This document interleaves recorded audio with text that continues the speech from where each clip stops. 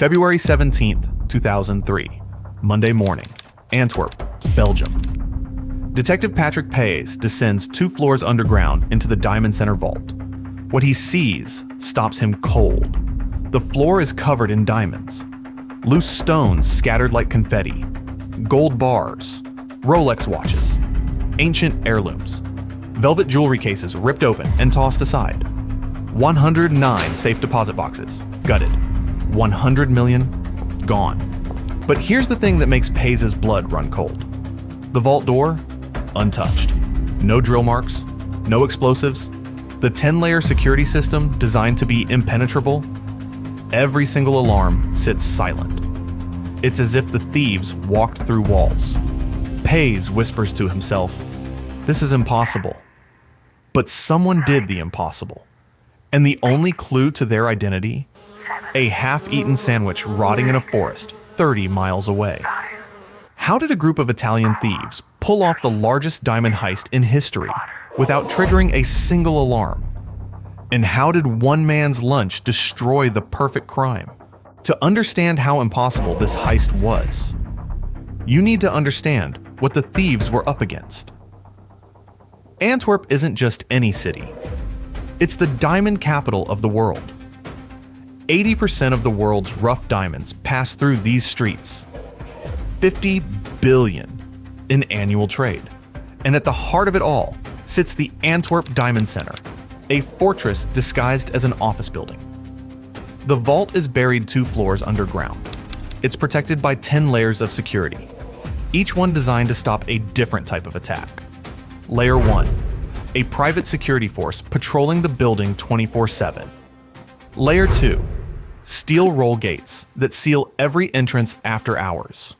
Layer 3, closed circuit cameras covering every hallway, elevator, and entrance.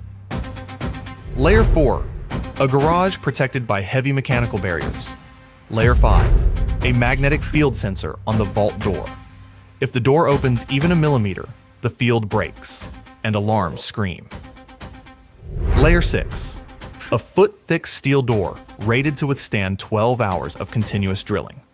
Layer 7, a combination lock with 100 million possible combinations. Layer 8, a foot-long key that's nearly impossible to duplicate. Layer 9, infrared heat detectors that sense body temperature inside the vault. Layer 10, a seismic sensor embedded in the vault floor. The slightest vibration from drilling or even heavy footsteps would trigger an immediate lockdown. Insurance companies looked at this security system and refused to insure it. Not because it wasn't secure enough, but because they couldn't imagine anyone actually breaking in. This vault was supposed to be impossible to crack. But in the criminal underworld of Turin, Italy, there was a man who specialized in the impossible. Leonardo Notarbartolo wasn't your typical thief. Born and raised in Turin, Italy, he was charming, multilingual, and impeccably dressed. He could walk into a room full of millionaires and convince them he was one of them. In the Italian criminal underground, he belonged to a loose network of professional thieves known as the School of Turin. These weren't street criminals. They were specialists, experts in alarm systems, master locksmiths, electronics geniuses, men who had spent decades perfecting the art of the impossible heist. And in the year 2000, Notarbartolo set his sights on the biggest prize of his career, the Antwerp Diamond Center. But Notarbartolo knew he couldn't just break in. He needed to become invisible. He needed access. He needed time. So he did something no one expected. He walked through the front door. In early 2000, Notarbartolo rented an office inside the Diamond Center itself. He posed as an Italian diamond merchant. He attended meetings with established dealers. He shook hands, made small talk, blended in perfectly. And here's the key.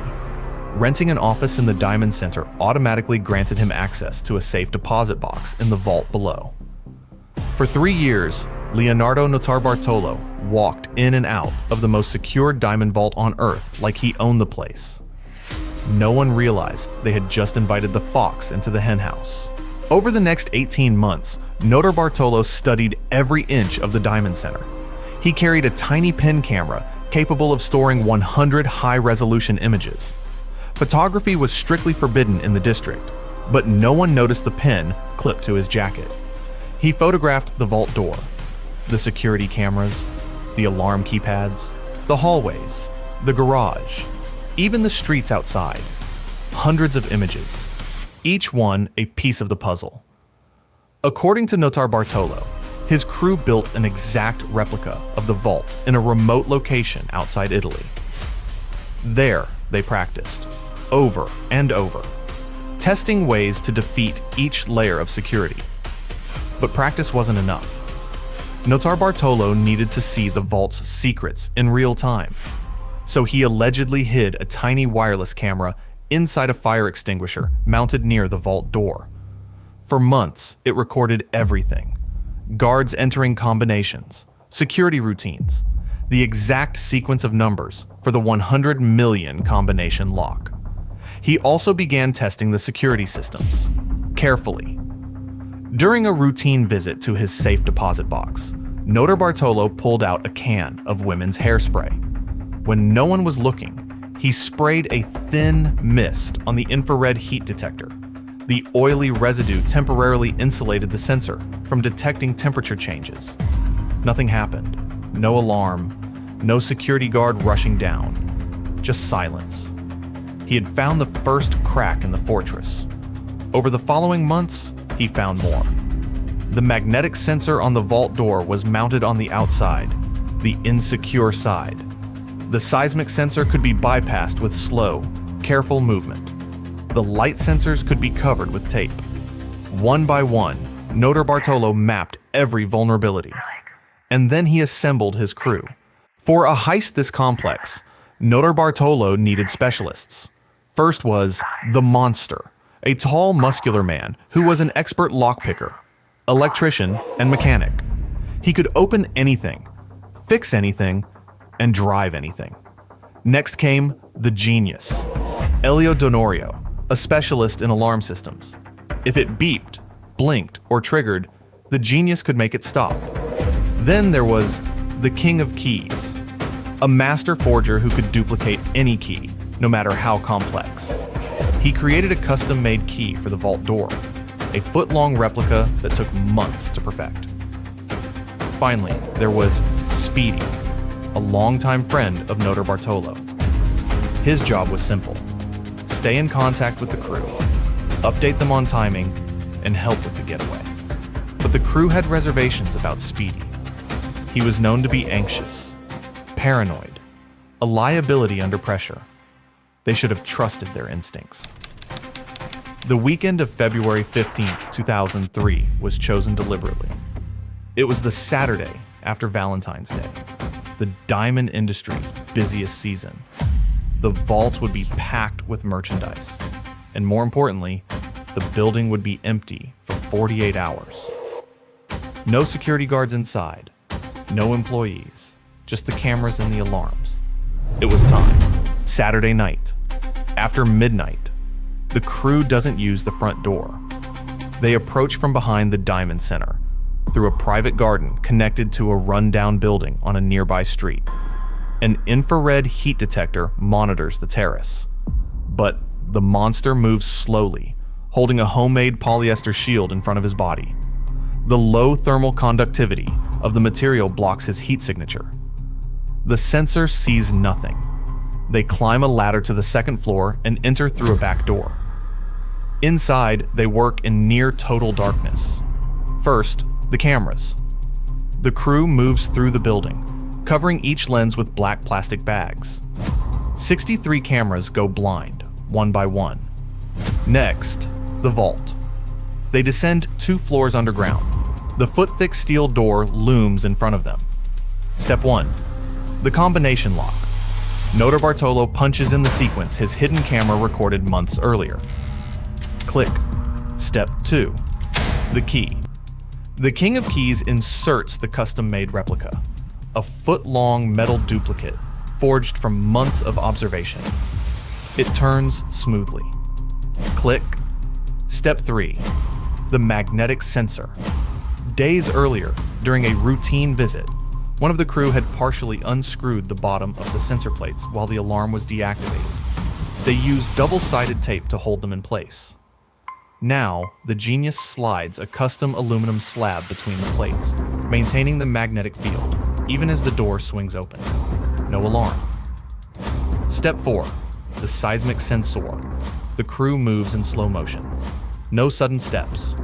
No vibrations. They practically float across the floor. Step 5. The infrared heat detector inside the vault. Notarbartolo had already sprayed it with hairspray the day before. The thin, oily film insulates the sensor. It detects nothing. Step 6. The light sensor. A strip of black tape. Done. The vault door swings open.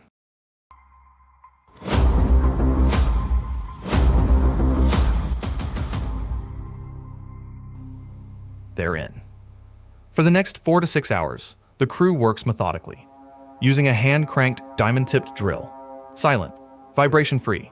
They pop open the locks on 109 safe deposit boxes. Loose diamonds pour into duffel bags. Gold bars, Rolex watches, ancient jewelry, stacks of currency. They take only uncertified stones, gems that can't be traced. Smart. By 5:30 a.m. Sunday morning, they're done. The crew splits up. Some drive directly to Italy with the diamonds. Notarbartolo and Speedy stay behind to clean up. They've just pulled off the largest diamond heist in history. $100 million. Maybe more. No alarms triggered, no witnesses, no violence. The perfect crime. But perfect crimes don't stay perfect for long. Sunday morning. Notarbartolo and Speedy load a trash bag into their car. Inside are the leftovers from the heist. Videotape pulled from the Diamond Center security system. Envelopes with the Diamond Center logo. Payment stubs, business cards, and one half-eaten salami sandwich. The plan is simple. Drive to France, find an abandoned warehouse, and burn everything. But as they drive along the E19 motorway between Antwerp and Brussels, Speedy starts to crack. He's convinced the police are following them. Every car behind them is a threat. Every highway exit is a trap. His hands tremble. His breathing accelerates. Notarbartolo pulls off the highway onto a dirt road. He tells Speedy to stay in the car while he scouts for a safe place to burn the evidence. He finds a secluded clearing near a shed and a pond. Perfect. He walks back to the car. But Speedy isn't in the car. Notarbartolo finds him in the clearing, mid-panic attack. Speedy is tearing videotape from cassettes and throwing it into the trees. He's ripping up documents and scattering them across the ground. Money, envelopes, even loose diamonds, trampled into the mud. Notarbartolo grabs him, calms him down, gets him back in the car. But they can't stay. Speedy heard something, or thinks he did. They need to leave. Now. Notarbartolo makes a decision. The clearing looks isolated. He'll come back in a few days to clean it up and burn everything. They drive away. What Notarbartolo doesn't know is that the clearing isn't public land. It belongs to a man named August Van Camp. Van Camp is a retired grocer. He's also what you might call a busybody. He has a habit of walking his property every morning, and he has an even bigger habit of calling the police about litter bugs. In fact, Van Camp calls the police so often about trash on his land that they usually ignore him. But on Monday morning, February 17th, 2003, Van Camp discovers something unusual. Videotape strung from trees, torn documents, scattered coins in multiple currencies, envelopes stamped with a logo he doesn't recognize, and diamonds, small green stones pressed into the mud. He calls the police. This time they listen. Within an hour, detectives from Antwerp's Diamond Squad are on the scene. Among the debris, they find a receipt from a local supermarket. They pull the store's security footage and identify the man who made the purchase, Ferdinando Finotto, already wanted in connection with another robbery. They find a business card for Elio Donorio, an alarm specialist. They find envelopes from the Antwerp Diamond Center, and they find a half-eaten salami sandwich. Inside the sandwich is something even more valuable than diamonds: DNA. DNA matches Leonardo Notarbartolo. Detectives run his name through the system. He has an office in the Diamond Center. He has a safe deposit box in the vault, one of the only boxes left untouched during the robbery. Suspicious. But here's the part that defies belief. 5 days after the heist, Notarbartolo does something insane. He returns to the Diamond Center. Maybe he wants to check if the police are onto him. Maybe he thinks acting normal will deflect suspicion. Maybe he's just arrogant. Whatever the reason, detectives from the Diamond Squad are waiting. They arrest him on the spot. Notarbartolo doesn't confess. In fact, he claims he was framed, that a mysterious diamond merchant named Alessandro hired him for the job and set him up. To this day, no evidence of Alessandro has ever been found. Experts don't believe he exists. The other crew members fall one by one. Finotto, the monster, arrested in Italy in 2007. Donorio, the genius, extradited to Belgium the same year. Tavano, believed to be speedy, also sentenced in Italy. But the King of Keys? Never found, never identified.